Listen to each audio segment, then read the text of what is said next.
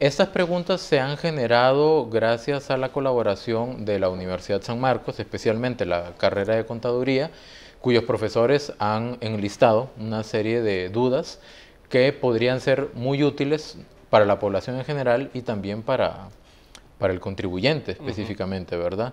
En sus diferentes categorías. Entonces, don Carlos, muchísimas gracias por el espacio, ¿verdad? Por el tiempo.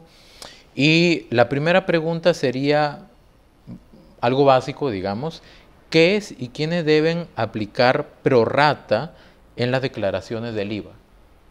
Bueno, en primer lugar, un cordial saludo y a todos los que nos puedan observar por este medio. Tal vez yo me devuelvo un poquito para contestar esa pregunta. Hay que entender un poco la dimensión del impuesto al valor agregado. El impuesto al valor agregado constituye una normativa en la cual el empresario tiene una serie de impuestos que paga cuando adquiere los insumos necesarios para producir el bien o para prestar el servicio que él suministra. Cuando él adquiere esos insumos, pues paga impuestos sobre esos insumos. Y cuando él presta el servicio o vende el bien, pues cobra el impuesto sobre lo que está vendiendo. En este caso, el impuesto pagado le da derecho a crédito sobre ese impuesto que pagó con relación al impuesto que cobró. Tal vez viéndolo gráficamente sería como un saquito que yo llevo, ¿verdad? Porque yo ya voy pagando los impuestos y después yo cobro y entonces lo tengo acá, tengo una bolsita acá. Cuando yo hago la liquidación, pues entonces en la liquidación le digo a Hacienda, bueno, este saquito no es mío, eso es suyo, usted, ya sobre eso yo pagué el impuesto, entonces yo le voy a pagar la diferencia entre esto que ya pagué sobre lo que ya cobré. Y ahí es donde se hace el detalle, digamos, se hace el pago de la cuota correspondiente, que corresponde a la diferencia entre lo que pagué y lo que cobré. Eso que yo pagué se llama crédito y lo que yo cobré se llama débito, ¿verdad? Los créditos se aplican en relación directa cuando hay una relación entre la actividad que yo genero y eso que yo estoy pagando. Es decir, para poder tener derecho a crédito tiene que estar relacionado con la actividad que se está desarrollando. La prorrata es un mecanismo en el cual alguna persona pues vende un bien o presta un servicio que está exento o que está grabado a una tarifa diferenciada. La ley tiene tarifas del 13, del 4, del 2 y del 1. Situaciones donde hay exoneración. Cuando hay una exoneración, se exonera solo el valor agregado que corresponde a esa etapa productiva. Como si yo tengo un producto que vendo exento, solo me exoneran a la etapa mía, pero no las etapas de los consumos intermedios, es decir, las etapas previas. De manera que yo no tengo derecho a crédito. Esa operación de restar el crédito del débito para poder hacer la liquidación no aplica cuando hay una exoneración. Entonces, pero como no en la vida real las cosas no son blanco y negro, no son de una u otra forma de manera directa, entonces hay situaciones donde hay productores que venden una porción grabada y una porción exenta, ¿verdad? Cuando se produce eso, como no hay crédito sobre la porción que está exenta, hay que aplicar una proporción, una prorrata. ¿Eso qué significa? Que yo voy a tomar de mis ventas grabadas y exentas, digamos que fue 50% grabado y 50% exento. Como no hay yo no puedo hacer una relación directa entre los créditos, todo lo que yo adquirí para vender ese bien o para prestar el servicio, yo aplico una proporción, yo aplico el 50-50, ese del ejemplo que estoy poniendo. Entonces, como yo tengo ventas del 50 exento y ventas del 50 grabado, yo voy a tener solo derecho al 50% del crédito de lo que yo compré. O sea, si mis insumos representaban en impuesto 100, yo voy a poder aplicar como créditos 50 nada más. Ok, esto es importante. Esa es la prorrata. Ok, perfecto. Esto es importante porque el propósito también de esta entrevista es poder brindar a algunas aclaraciones, especialmente para la población contable, digamos, los contadores, ¿verdad? Que van a tener que enfrentar esta nueva situación. Si me lo permite, una precisión adicional, y es que cuando yo puedo identificar claramente que un bien que yo adquirí es para producir un bien exento, entonces no aplico esa prorrata, porque entonces, digamos, ese crédito no me lo doy completo, porque ya sé que el resto de los insumos que yo adquirí van directo al bien que yo produje, que está grabado, entonces me aplico el crédito completo. Eso aplica cuando yo no puedo distinguir. Cuando yo adquiero energía eléctrica, por ejemplo, que está grabada, y esa energía no puedo distinguir cuánto usé para un bien exento y para un bien grabado. Entonces, la proporción aplica solo cuando yo no puedo distinguir. Ok.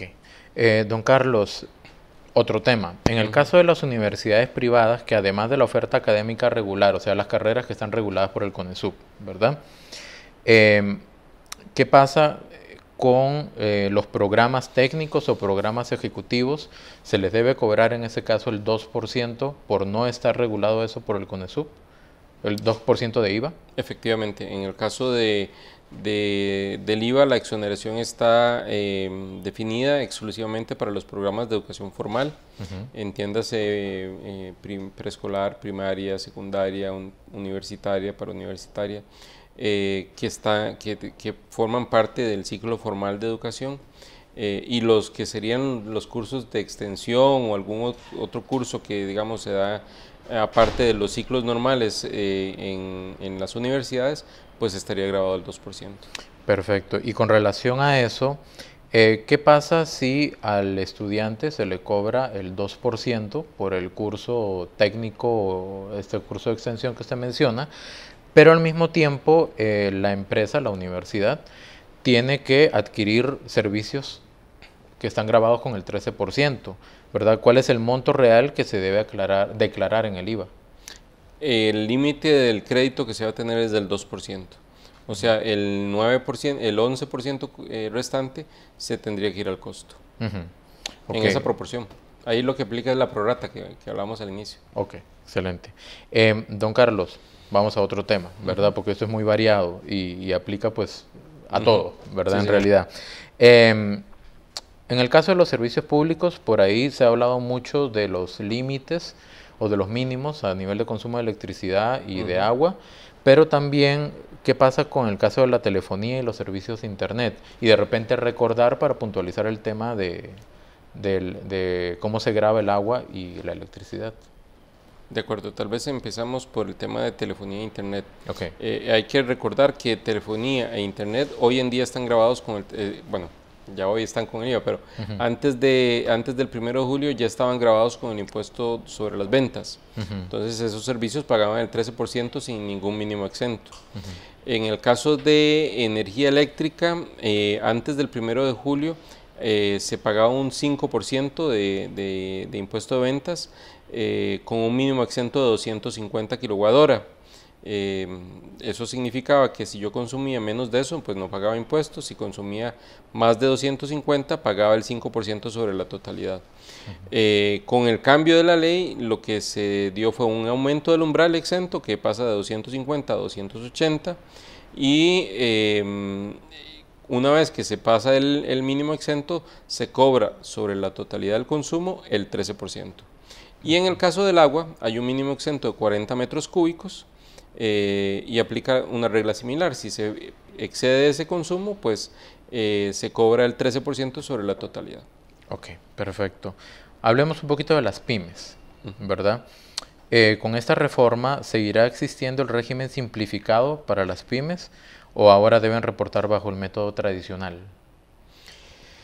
El régimen simplificado es un régimen de tributación especial que se regula en el reglamento que haya al efecto, que lo que procura es que bajo ciertas actividades se tenga un nivel de cumplimiento mínimo, ¿verdad? Las personas que se encuentran en el régimen, pues lo que no tienen la obligación de emitir factura para efectos fiscales, sí para efectos comerciales. Es decir, si un cliente le pide la factura, pues se la tiene que entregar para efecto comercial. porque es el respaldo de la garantía de lo que se está adquiriendo. Para efectos fiscales no tienen que cumplir con las condiciones, necesariamente con las condiciones que se establecen en la resolución correspondiente. Cuando van a tributar, pues tributan sobre la aplicación de un factor que le da la administración que se aplica a las compras, ¿verdad? De manera que en términos generales es muy simple el nivel de cumplimiento que ellos deben generar. Este régimen pues está otorgado no por tamaño o dimensión de la empresa, sino por actividad económica. Entonces entran comercio minorista, sodas, restaurantes, pulperías, bares, pescadores artesanales, pescadores de pequeña dimensión, los agricultores que venden en la feria del agricultor, por ejemplo. Ellos tienen la posibilidad de acceder al régimen. En el caso de las pymes, siempre y cuando cumplan con la condición que establece la ley de tener un mínimo un tope máximo de compras, si se excede ese máximo, pues ya tienen que salir del régimen y van al régimen ordinario, y un máximo de al menos 5 empleados. Si tienen más de 5 empleados, pues entonces igual tienen que ir al régimen ordinario. Dicho esto, las condiciones para el régimen simplificado se mantienen, las personas que ya están ahí pues se mantienen en su condición, y más bien la administración tributaria está buscando alternativas para que otras actividades económicas se puedan incorporar al régimen. Perfecto. A nivel del crédito fiscal, por ejemplo, el que se aplicaba para las pensiones complementarias, ¿con esa nueva ley se modifican? Aquí estamos ya pasando del impuesto al valor agregado al impuesto sobre la renta. En el caso del impuesto sobre la renta se mantienen exactamente, en el tema de pensiones se mantienen exactamente las mismas condiciones que estaban antes del 1 de julio. No hay ninguna modificación. Entonces el crédito fiscal que se tenía pues se mantiene. Ok, perfecto. ¿Cómo aplica el IVA en los certificados de depósito a plazo? Si no me equivoco, hasta antes de que entrara a regir el plan fiscal, era un 8% lo que se cobraba, digamos, de impuesto. No sé si usted me corrige en eso y cómo está la situación ahora. Aquí hay que tener claro que estamos hablando de IVA y no de renta. Lo que estaba grabado con el 8% era impuesto de renta, que era un impuesto especial sobre los intereses. Entonces, en el caso del IVA específicamente, todo lo que son servicios financieros, préstamos, créditos, este tipo de títulos, los pagos con tarjeta de crédito, débito, eso no está grabado con el IVA, o sea, no paga IVA, ¿verdad? Eso incluye los certificados de depósito a plazo. Ahora, yéndonos al impuesto sobre la renta, el impuesto sobre la renta pasa de una tarifa del 8 al 15% sobre los intereses. Ok. Esta se la voy a leer textual porque es bien, considero que está bien elaborada. La ley del IVA establece que se debe calcular una proporcionalidad usando los meses de enero a junio del 2019, lo que corresponde al transitorio 3, dice aquí. Pero el transitorio 5 dice que el periodo a utilizar es 2018. ¿Cuál aplica? Aplica, lo que dice la ley es que yo tengo que aplicar un periodo completo, entonces aplicaría el 2018. Ok. Otro tema. En el caso de los médicos, a partir de este momento, ¿o ya estaban obligados a utilizar datáfono para dar sus servicios como medio de cobro? Sí, ya en la ley de lucha contra el fraude en el 2016 estableció la obligación de que los contribuyentes tenían que tener a disposición del usuario medios de pago alternativos, incluye tarjetas de crédito y débito. Ok, vamos a otro tema ahora. El servicio gratuito de facturación electrónica que provee el Ministerio de Hacienda, ¿es solo para el uso de contribuyentes que brindan servicios profesionales, micros y pequeñas empresas, o es apto para que lo pueda utilizar cualquier tipo de contribuyente? El sistema como sistema gratuito, lo que provee es un servicio básico. Puede utilizarlo cualquier tipo de contribuyente, no hay limitación para que lo use una empresa o un pequeño contribuyente. Lo que sí es que las exigencias de una empresa pues, de ciertas dimensiones pues les lleva a tener sistemas de facturación que están integrados con sus sistemas de contabilidad. El facturador de Hacienda pues no se integra a los sistemas de contabilidad de las empresas, es un sistema que estaría aislado. Desde ese punto de vista pues las empresas tienen que hacer la valoración de si su nivel de facturación le requiere esa integración o no, a efecto de determinar cuál sistema utilizar. Ok. En el caso de las personas, pasando nuevamente pues a otro tema, en el caso de las personas que salgan a vacacionar, ¿verdad? Del país, salen del país y utilizan sus tarjetas de crédito o débito para hacer pagos de ciertos servicios, ¿cómo trabaja el IVA en ese caso? Como le decía anteriormente, las compras o los pagos que se hagan por medio de tarjeta como regla general no están grabados con el impuesto al valor agregado. Quizá la única excepción es cuando se utiliza la tarjeta para hacer el pago de algún servicio transfronterizo, que es diferente, ¿verdad? En este caso, pues el servicio de Netflix, Uber, Airbnb, Spotify, todo este tipo de plataformas que se utilizan, que son operadas desde el exterior, pues la ley faculta a la administración para establecer la obligación en las entidades financieras para que ellos carguen el impuesto al pago que se está realizando a esas plataformas. La ley igual establece claramente que es para servicios, entonces la administración está pues elaborando una lista de plataformas que están más relacionadas o más vinculadas con el pago de servicios, no con la adquisición de bienes. Y aquí es importante establecer la diferencia porque cuando hay una adquisición de un bien, ese bien a su vez al ingresar al país tiene que nacionalizarse y pasar por aduanas. Entonces en ese momento es que tendría que pagar el IVA. Que sería el caso de Amazon, por ejemplo. Que puede ser el caso de Amazon, exactamente, que tiene una mezcla de servicios, de venta de servicios y venta de bienes. Entonces lo que estamos haciendo en la administración es depurando esa lista que le vamos a suministrar a las entidades financieras para que acotar lo más posible a efectos de que cuando se realice el cargo se haga sobre el pago de servicios, no sobre la compra de bienes.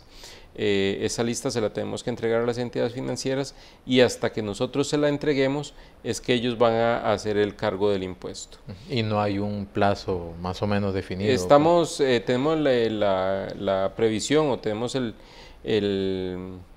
la proyección de que esa lista pues esté elaborada a más tardar en este mes. A partir de que nosotros se la entreguemos a las entidades financieras, ellas tendrán un mes para para implementar el cobro y cargar el impuesto en ese tipo de pagos. Ok. Don Carlos, ya estamos en julio, ya entró a regir todas las nuevas regulaciones y todo esto. ¿Cuál es la proyección que se tiene o qué se espera en determinado plazo que ustedes hayan definido conseguir recaudar, ¿verdad? Los resultados, me refiero, con respecto, por ejemplo, al cobro del IVA? La proyección que inicialmente hizo el Ministerio es de alrededor de 0.7 del PIB. Esa es, digamos, la proyección que se tiene de recaudo adicional con respecto al impuesto de ventas. Eso es de efecto directo. Sí creemos que podría llegarse a cumplir esa meta y en realidad el IVA va a venir a formalizar mucha actividad que hoy se desarrolla en el ámbito informal, dado que ese esquema de crédito y débito pues obliga a las personas a documentar adecuadamente sus transacciones y evidentemente entonces a emitir factura. Y para poder emitir factura tiene que estar registrado ante la administración tributaria. Ok. Sobre los 3 meses de gracia que recientemente se aprobó en relación a la declaración del IVA, según se entiende, eso no aplica al IVA que se debe tributar o pagar a tributación, sino a las sanciones. De repente, si nos pudiera ampliar un poquitito sobre eso. Claro, si uno lee la parte final del artículo 2 de esa ley, señala expresamente que no se aplica lo ahí dispuesto a lo que es la declaración y pago del impuesto. eso significa que pues, las personas van a continuar con la obligación de presentar, en el caso del IVA cobrado en el mes de julio, pues la declaración dentro de los primeros 15 días del mes de agosto. Y es declaración y pago, o sea, tienen que declarar y pagar el impuesto que ellos recaudaron. La ley lo que sí establece es que no se aplica sanción por algún error en la preparación de la declaración. Si había alguna zona dudosa, alguna situación donde el contribuyente no estaba seguro si tenía que pagar, pues al final va a tener que pagar el principal, pero no tiene que pagar sanción de mora y sanción de inexactitud, que son bastante fuertes. Sí tiene que pagar los intereses, evidentemente, que se generan a partir del momento en que se debió cobrar, pero sí la ley es muy clara en decir que no aplican las sanciones referidas o establecidas en los artículos 80, 80 bis y 81 del Código Tributario. Sí, o sea, eso no debería significar que la gente se relaje esos 3 meses, sino más bien que trate de obtener el orden que corresponde. Efectivamente, es un espacio para que la gente se ordene, pueda entender adecuadamente cómo aplicar la normativa y que esto pues no le implique una sanción que puede ser incluso del 100% del impuesto dejado de pagar, más mora. Entonces, más el interés de mora, de manera que las personas puedan ir cumpliendo en ese lapso, pues con la confianza de que no van a incurrir en costos financieros muy elevados que sí puede acarrear el incumplimiento tributario. Ok.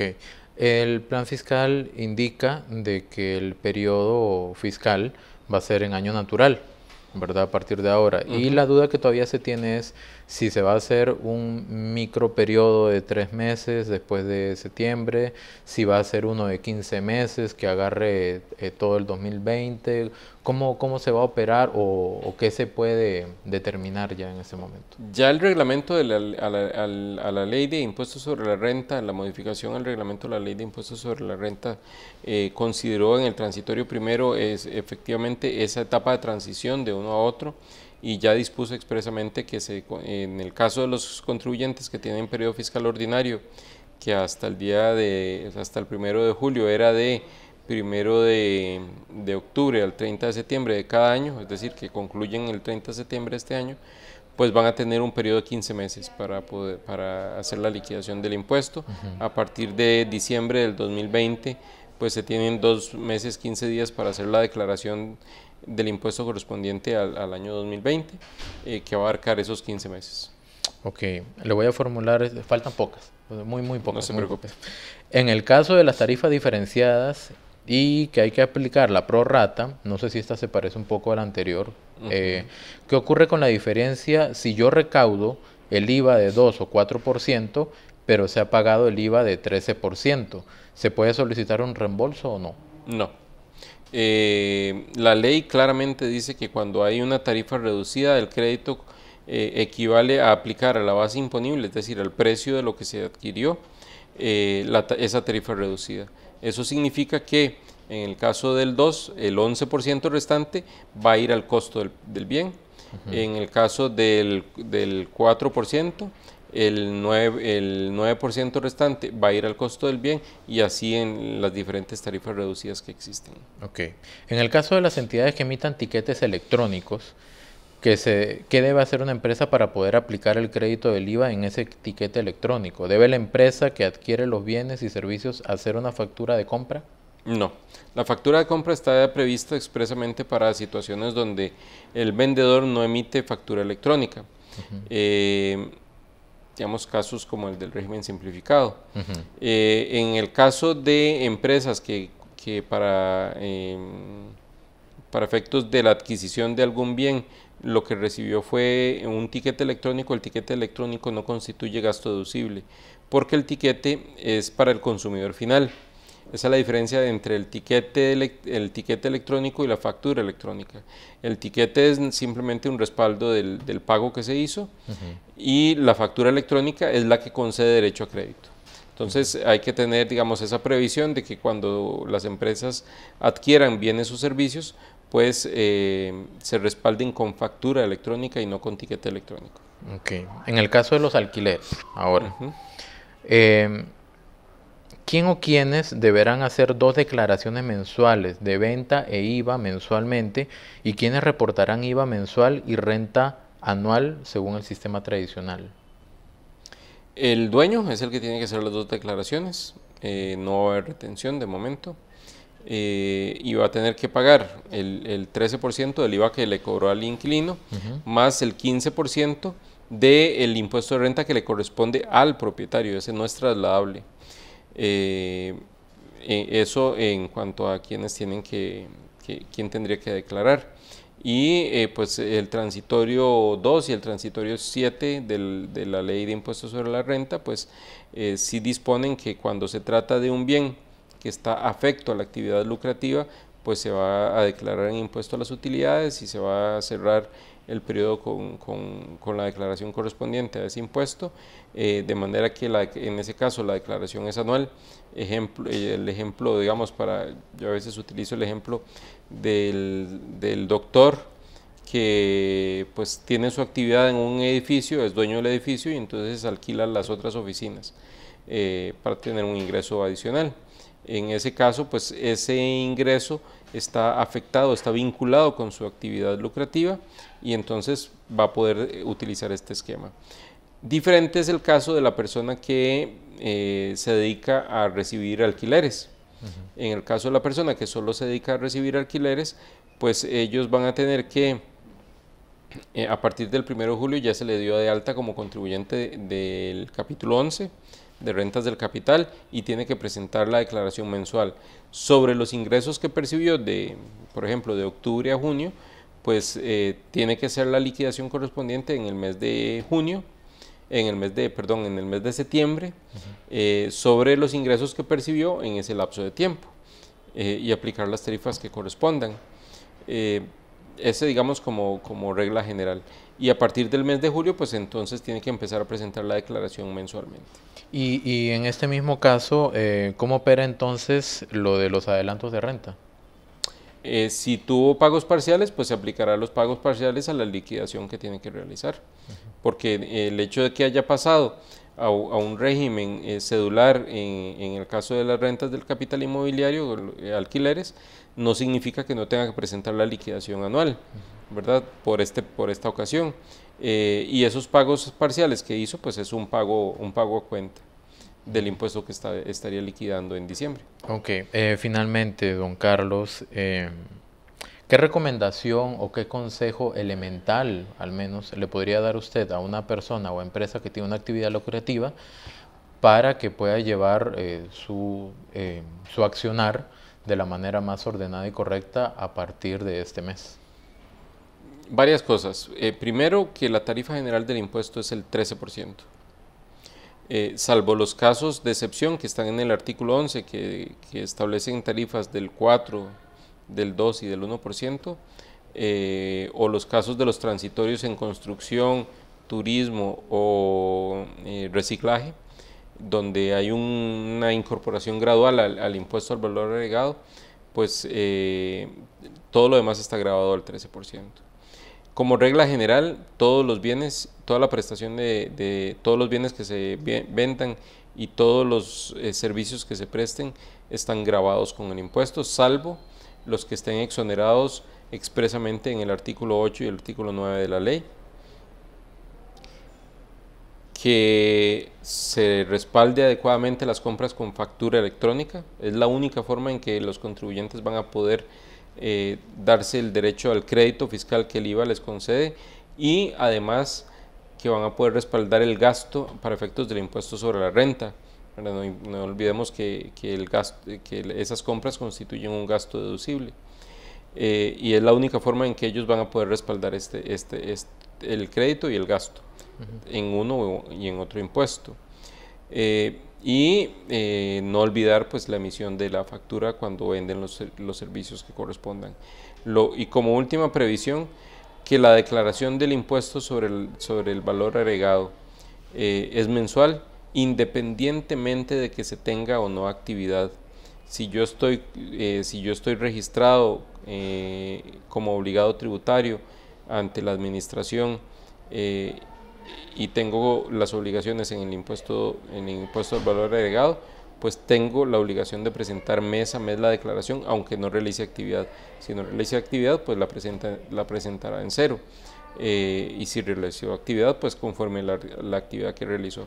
Pero sí es importante tener recordar ese elemento, porque si no se presenta, pues se va a incurrir en una sanción por no presentación de declaración en tiempo, que es de medio salario base de alrededor de 230.000 colones. Ok, se me ocurrió una última, y fue que hace más o menos un año, cuando tuve la oportunidad de entrevistarlo sobre el tema de factura electrónica, usted comentó de que, bueno, después de la implementación de factura electrónica venía todo un estudio de ver quiénes no estaban emitiendo, posteriormente un proceso como de trazabilidad, digamos, y bueno, ahora vino ya la implementación propiamente del plan fiscal, pero usted también habló de la implementación a futuro de contabilidad digital. ¿Cómo estamos a futuro con todo eso? Hay mucho cambio, ¿verdad? Ha habido mucho cambio, mucha evolución, digamos, en este tema. ¿Qué viene más adelante? La factura electrónica en la versión 4.3 de factura electrónica, de la estructura de factura electrónica, pues nos da muchos elementos para poder nosotros ir desarrollando lo que podría considerarse un prellenado de la declaración. De manera que nosotros tenemos la expectativa de que a un año y medio más o menos podamos ya estar ofreciéndole a los contribuyentes un borrador de la declaración que ellos tienen que presentar, para que ellos, pues si tienen algo que ajustar, pues lo ajusten, y si no, simplemente que pues suscriban la declaración y presenten y paguen el impuesto. Eso, digamos, como primera etapa en el tema del valor agregado.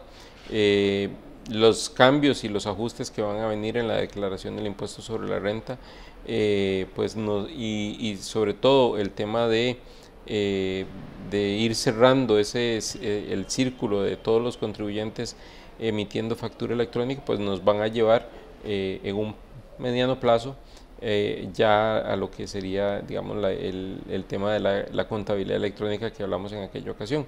Pero yo lo que diría es que como paso intermedio a eso, pues lo que viene es el prellenado de declaraciones. Perfecto. Don Carlos, nuevamente muchísimas gracias a nombre de la Universidad San Marcos, de la revista Somos. Creo que va a ser muy útil todo eso que usted nos ha comentado para clarificar el panorama, especialmente tanto para contadores, estudiantes de contabilidad que en este momento están enfrentando un nuevo escenario también. Entonces, no, muchísimas gracias por su tiempo, y cualquier cosa ahí lo molestamos otra vez. Con mucho gusto, estamos a la orden. Muchas gracias.